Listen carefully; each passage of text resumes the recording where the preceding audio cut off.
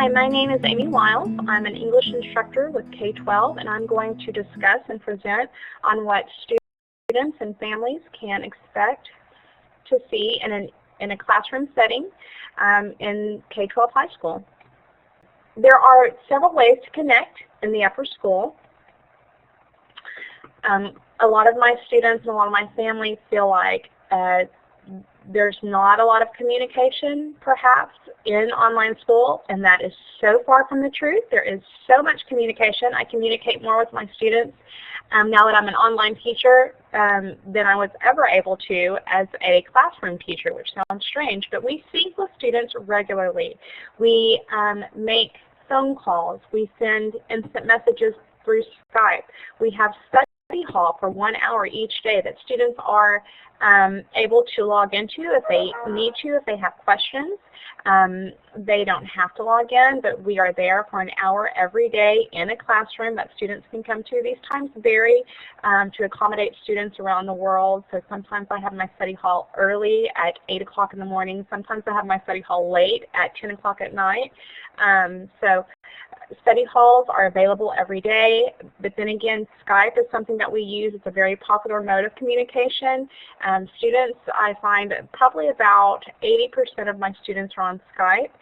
They can always send me an instant message. If study hall is not convenient for them that day and they see that I'm online, they can just go ahead and send me an instant message, and I can usually get back to them right away.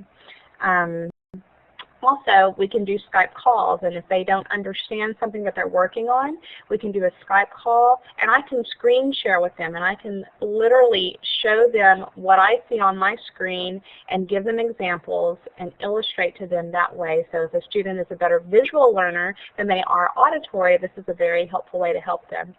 We also have K-mail. That is our the mode of communication whenever we send progress reports, whenever we send just kudos, you're doing great here, or if we have a question and I'm afraid they might not get the message by Skype, or if a student doesn't have Skype, I can send them a K-mail, which is our email communication, and that's a great way that we communicate with our students as well.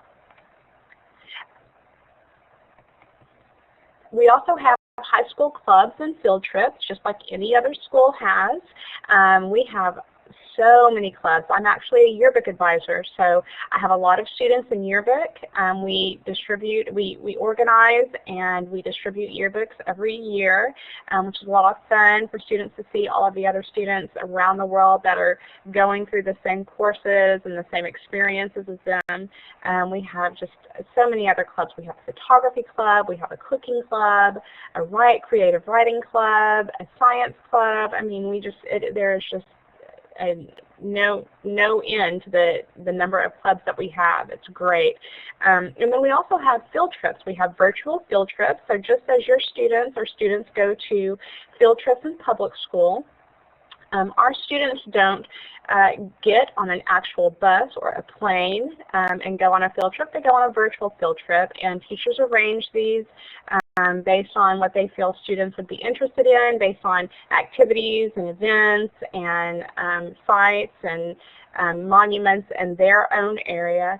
I've been working on getting a virtual field trip. I'm in Texas, so we have the stockyards here in Fort Worth. I know a lot of people associate Texas with cowboys and cattle and horses, and we still keep that alive, especially in Fort Worth, and the Stockyard Station is one of the places that we do that, and I think it'd be really exciting for people around the world to see, yes, they still drive longhorn cattle down Exchange Avenue every day, and there's tons of people there to watch these beautiful longhorns with their horns everywhere coming down Exchange Avenue. So I'm working on getting a virtual field trip together for that. But there's just a variety of different, we've had virtual field trips over the Eiffel Tower, virtual field trips over the White House, just all different kinds of places that we think that students would enjoy seeing. So that is another, we have National Honor Society, just as any other high school, allow students to participate in National Honor Society, if they have the credits, if they are able to be accepted in the National Honor Society. K-12 has that. It's recognized, by all the different universities, just as any other public school.